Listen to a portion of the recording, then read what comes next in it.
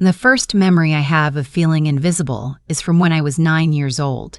My brother had just gotten his cast off, the one on his wrist from falling out of the tree he was told 100 times not to climb. My parents threw him a little celebration that evening. Pizza, his favorite movie, the whole living room rearranged around his comfort. I had gotten straight A's that same week.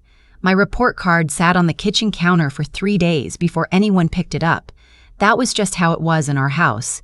My brother was the one who needed things. He needed attention. He needed rescuing. He needed encouragement. He needed money. He needed patience. My parents gave him all of it without question, the way you refill a glass that keeps tipping over. I was the glass that stayed upright. Nobody refills those. Nobody worries about those. You just leave them alone and move on to the one that needs you. I stopped expecting anything by the time I was 12, not in a dramatic way. I didn't cry about it or write in a journal or act out. I just quietly recalibrated. I got good at being self-sufficient. I got good at solving my own problems. I got good at not asking. By the time I graduated high school, I had already been working part-time for 2 years. I paid for my own prom dress. I paid for my own SAT prep course. I applied to colleges, filled out my own financial aid forms, and wrote every essay myself. My parents showed up to graduation and took photos. They were proud of me that day. I remember being genuinely surprised by it, not because they didn't love me, but because the attention felt like a borrowed coat. Warm for a moment, then gone. My brother, meanwhile, had dropped out of community college twice by then and was figuring things out. My parents were very patient with his figuring. I moved to Austin the fall after graduation. I had a partial scholarship, 2 part-time jobs, and a shared apartment with 3 other girls where the shower drain was always clogged and the heat only worked on one side of the unit. I didn't complain about any of it. I was free, and freedom tasted better than anything my parents' house had ever offered. I studied finance. Not because someone told me to, but because I had grown up watching money be the invisible force that controlled everything in our house. When my parents fought, when my father went quiet for days, when my mother picked up extra shifts, I wanted to understand it. I wanted to master the thing that had mastered everyone around me. I graduated in 3.5 years, started working at a mid-size investment firm in Austin. I was not the smartest person in that office, but I was probably the most motivated, and I made up the difference with hours. I ate lunch at my desk. I stayed until 8 most nights. I read everything I could find. I asked questions that probably annoyed people. I kept going. The first time I made a significant amount of money was not from my salary. It was from a series of investments I had been quietly building on the side, mostly index funds and a few individual positions I had researched obsessively on evenings and weekends. Nothing exotic. Just compounding, patience, and the fact that I had started at 22 with almost nothing to lose and nowhere to go but forward. By the time I was 28, my net worth had crossed a number that genuinely surprised me when I looked at it. I sat in my apartment on a Tuesday evening, opened my brokerage account, and stared at the screen for a long time. Then I closed the laptop and made pasta for dinner, because what else do you do? I didn't tell anyone. Not my friends, not my coworkers, not my parents, especially not my Karens. I had watched enough of my own family's dynamic to know exactly what that information would do, and I wasn't ready for it. Maybe I was never going to be ready for it. Maybe I was just going to keep living quietly in Austin and letting everyone assume I was doing fine in a regular, modest, unremarkable way. That felt okay. That felt safe. I should have kept that plan. My parents' 30th anniversary fell on a weekend in early October. My mother had been talking about it for most of the year. Not loudly, but in that particular way she had of mentioning things repeatedly, without directly asking for them. She referenced it in phone calls. She mentioned it to my aunt, who mentioned it to me. She sent a single text in August that said only October 14th is coming up, followed by a heart emoji. I understood what was being asked. I booked a lodge in the hill country for the weekend. The kind of place with a wraparound porch and a fire pit and enough bedrooms for the whole family to stay together. I paid for all of it. I organized the catering, arranged for flowers, and handled the logistics of getting everyone there without it feeling like an event my mother had planned for herself. I wanted it to feel like a gift. I wanted her to feel, for once, genuinely surprised and taken care of. She cried when she saw it. My father put his arm around her. For about 45 minutes, everything felt exactly like I had hoped it would. My brother arrived late, as he always did, in a truck I didn't recognize. Newer. He'd mentioned a few months earlier that he was looking at trucks. I hadn't asked about it again. He came in loud the way he always did, filling the room, hugging everyone, making my father laugh within 60 seconds of walking through the door. He had a gift bag for my parents that he handed over with great ceremony. Inside was a card and a scented candle. My mother loved it. She hugged him for a long time. I am not telling you this to make him sound like a villain. I am telling you this because it is accurate. My brother is not a bad person. He is, in many ways, a very charming person. The problem is that charm had always been his currency in our family, and I had grown up watching everyone accept it as full payment for things that should have cost more. The first evening was fine. Dinner was good. My parents were happy. My aunt and uncle were there, my mother's closest friend, a couple of cousins. It felt like the celebration I had planned it to be. It was the second morning when things shifted. My brother and I were on the back porch early. The sun was just coming up over the hills, and the air had that particular fall crispness that makes everything feel more honest than it should. I had my coffee. He had his. We sat in the kind of silence that brothers and sisters who grew up in the same complicated house sometimes fall into, not uncomfortable, just real. And then he said, "I need to ask you something." I looked at him. "I got into something kind of bad," he said. He was looking out at the hills, not at me. "Not illegal, just financially. I made some moves that didn't work out, and I'm about $30,000 in the hole, and the bank is not being flexible about it." I set my coffee down. "I'm not asking you to fix it," he said quickly. "I'm just asking if you could help bridge the gap while I figure things out. Alone. I pay you back." The number itself was not what unsettled me. It was the phrasing. "While I figure things out." He had been figuring things out since he was 19. He was 31. "How long have you been in this situation?" I asked. He shrugged. "A while." "Have you talked to Mom and Dad?" "They don't have it," he said. "You know that." He wasn't wrong. My parents were comfortable, but not flush. They had a house, a pension, some savings. They were not the answer to a $30,000 problem. "Let me think about it," I said. He nodded. He didn't push. That was the thing about my brother. He had good instincts about when not to push. He said thank you and went inside to refill his coffee. And I sat there on that porch watching the morning come in and feeling the familiar weight of being the one who could, which in my family had always been quietly translated into the one who should. I didn't say yes that morning. I told myself I'd figure it out after the weekend. What I didn't figure on was that my brother is not a careful person. I had left my laptop open on the desk in my room. I was using it to pull up some documents related to the lodge booking. There had been a question about an additional charge on the catering invoice. I pulled up my financial dashboard to confirm a transaction and then gotten distracted when my mother called me downstairs. I left the room for maybe 15 minutes. When I came back, my brother was standing at the desk. He wasn't sneaking. That was the strange part. He was just standing there, looking at the screen, with an expression I had never seen on his face before. Still, almost reverent, like someone who has walked into a room and found something they did not expect and cannot immediately process. He heard me come in. He turned around. Neither of us said anything for a moment. "That's your account," he said. It wasn't a question. Yes. He looked back at the screen once more, then at me. "That number is real. Please close it." He stepped back from the desk. I closed the laptop. My hands were steady, which surprised me. Inside, I felt something cold and spreading, the way ink moves through water.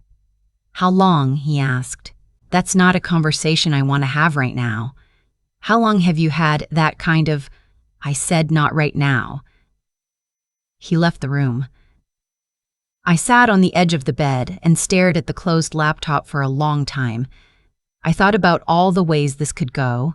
I didn't imagine the way it actually went, because I suppose some part of me still underestimated my own family, even after 31 years of evidence.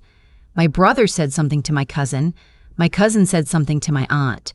These things I pieced together later. What I know for certain is that by the time we all gathered for the anniversary dinner that evening, the nice dinner, the one with the flowers and the cake and the photographs I had arranged, the atmosphere in the room was different. Subtle, but different. People kept glancing at me in a way that had a particular texture to it, not curiosity exactly, something with more weight. My mother was the one who said it directly. She waited until the cake had been cut and the first round of champagne had been poured, which in retrospect was either terrible timing or very deliberate, and then she put her hand over mine on the table and said, "Sweetheart, is it true what your brother said?" The table went quiet. I looked at my brother. He was looking at his plate. "I don't know what my brother said," I replied. My voice was even. I was very focused on keeping it even. He said, my mother paused, and I could see her choosing her words, trying to make it gentle, that you're doing very well, financially. I looked around the table, my father, my aunt and uncle, my cousins, my mother's friend, who was watching with the careful expression of someone who knows she is witnessing a family moment and is uncertain whether she should be there for it. "I'm doing fine," I said. "He said more than fine," my mother said softly. I looked at my brother again. He looked up this time, and in his expression I saw something I had not expected.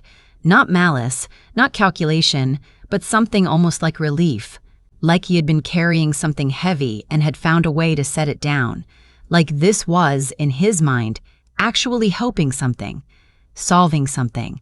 That was almost harder to deal with than if he had done it out of spite. "I have some savings," I said. "That's all I'd like to say about it tonight, honey." My father's voice now, low and careful. "We're not trying to make you uncomfortable. We're family. There are no secrets in family." I want you to sit with that sentence for a moment, because it is one of the most revealing things my father has ever said to me. There are no secrets in family. Not, "I'm proud of you." Not, "That must have taken incredible work." Not even, "We had no idea." Just the immediate, reflexive assertion that what I had built, quietly, privately, through years of sacrifice they had never witnessed or acknowledged, belonged to all of us somehow. That my privacy was the violation, that the secret was the problem. "I've worked very hard for a long time," I said, "and I keep my finances private because that's my choice." "Of course it is," my aunt said a little too quickly. "But if you have that kind of money," my mother continued, and her voice had shifted now, just slightly. Softer, more careful, the tone she used when she was asking for something she knew she shouldn't be asking. "For there are things we could use some help with. Your brother needs—" "I know what my brother needs," I said. "He told me this morning." My brother made a sound, not quite a word, more like someone shifting weight. "If you could help him," my mother said, "it would mean so much. He's struggling, and you have so much. And family takes care of. I took care of this weekend," I said. I heard my own voice get quiet. Not cold. Just quiet, in the way that things get quiet when you're being very careful with them. "I organized it. I paid for it. I arranged every detail so that you and Dad could feel celebrated. I've been taking care of things for a long time, without being asked, and without being thanked, and without anyone noticing until tonight, when the number attached to it was large enough to be interesting." The table was completely silent. "I love my brother," I said. "I love both of you, but I am not a solution to a problem that existed long before I had any money. And the fact that the first thing anyone thought to do with this information is figure out how to access it." I stopped. I breathed. "That tells me something." My mother started to say something. My father put his hand on her arm. I folded my napkin, set it on the table, and stood up. "I don't want tonight to be about this," I said. "It's your anniversary. You've been married 30 years, and that's worth celebrating. But I need some air." I walked out onto the porch. The night had turned cool, and the sky over the hill country was enormous and full of stars. I stood there for a long time with my hands on the railing and let the quiet settle around me. My cousin came out after about 10 minutes. She's younger than me, 24, and we had never been particularly close, but she stood beside me without saying anything for a while, which I appreciated. "For what it's worth," she finally said, "I think the way it came out was wrong." "Yes," I said, "it was. My mom didn't know he was going to say anything. I don't think he planned it either." "I know," I said. "That's not exactly comforting." She nodded. We stood there a little longer. Then she went inside and I stayed. The rest of that night was a kind of managed politeness that everyone in a complicated family learns at some point. The careful way of being in the same room after something real has been said, when no one is ready to address it fully and no one wants to make it worse. My parents were subdued. My brother avoided eye contact. Cake was eaten. A few toasts were made about the marriage, which felt slightly surreal given the context, but was probably the right call. I drove home the next morning. I said goodbye to everyone. I hugged my mother, who held on for a few extra seconds in the way that meant she wanted to say something and had decided against it. I told my father to take care of himself. I told my brother I'd call him during the week. I did call him. 2 days later, I told him that I had thought about his request carefully and that I was not going to lend him the money. He was quiet for a moment. Then he asked why. "Because the reason you need it involves patterns that a loan won't fix," I said. "And because of how Saturday night went." "I didn't plan that," he said. "I know you didn't, but it happened. And the way everyone responded happened. And I can't unknow what I learned about how this family thinks about my money now that they know it exists." "That's not fair to everyone." "Maybe not," I said, "but it's honest." He didn't fight me on it. I'll give him that. He was disappointed. I could hear it. But he didn't yell or manipulate or make me feel guilty. He said okay. He said he'd figure something out. I told him I hoped he would. I meant it. My mother called 3 times that week. The first call was mostly normal. How was I? How was work? The usual. The second call edged toward the topic, and she mentioned once that my brother was really in a tough spot. I said I understood and did not offer anything further. The third call, she said directly that she thought I should reconsider. That family means showing up for each other. That I had more than enough, and he had so little. And didn't I think there was something a little selfish about holding on to so much when someone you loved needed help? I let her finish. Then I said, "Mom, I want to ask you something, and I want you to think about it honestly before you answer. When I was in college, working 2 jobs, eating rice and beans 4 nights a week, applying for every scholarship I could find, did you ever think I needed help?" Silence. "Did you ever ask?" More silence. "I'm not saying that to hurt you," I said. "I'm saying it because the conversation you're asking me to have right now assumes a history of mutual support that I don't think actually exists. I've been taking care of myself since I was 17. I didn't ask you for help then because I knew it wasn't there. I'm asking you to extend me the same assumption now." My mother cried a little. She said she hadn't realized. She said she was sorry. I believed her, mostly, not in the sense that it changed anything, but in the sense that I don't think she had been intentionally cruel. She had just done what parents sometimes do with a child who doesn't fall down. She had left me standing and moved toward the one on the ground, over and over, until standing became something I did alone out of necessity and not by choice. "I love you," I told her. "I'm not angry, but I need you to understand that my financial decisions are mine, not ours." Mine. She said she understood. I don't know if she fully did, but she stopped calling about it. My brother did figure something out eventually. I heard from my cousin that he'd sold the new truck, which had been part of the problem to begin with, and worked out a payment plan with the bank. He also picked up some additional work. He texted me in November to let me know he was getting things sorted. I texted back that I was glad. We haven't talked much since then, but we haven't gone silent either. We exist in that particular space that some siblings occupy, not close, not estranged, just parallel. My parents and I are okay. Careful with each other in a way we weren't before, which is maybe not the worst thing. Some carefulness is just honesty wearing a softer coat. What I think about now, on the mornings when I sit with my coffee in my apartment and watch the sun come up over the city, is not the anniversary dinner or the porch conversation or any of the specific words that were said. What I think about is a simpler thing.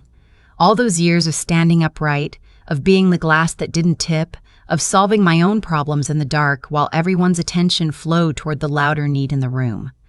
I used to feel invisible in that. I used to think it meant I mattered less. I understand it differently now.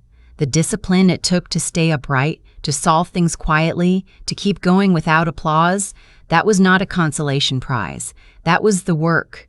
That was where everything I have came from. Not from being loved more or given more or noticed more. From learning, very young, that no one was coming to solve it for me. I don't say that with bitterness. I say it the way you describe a trail that was hard but brought you somewhere real. I am not the person my family expected me to be.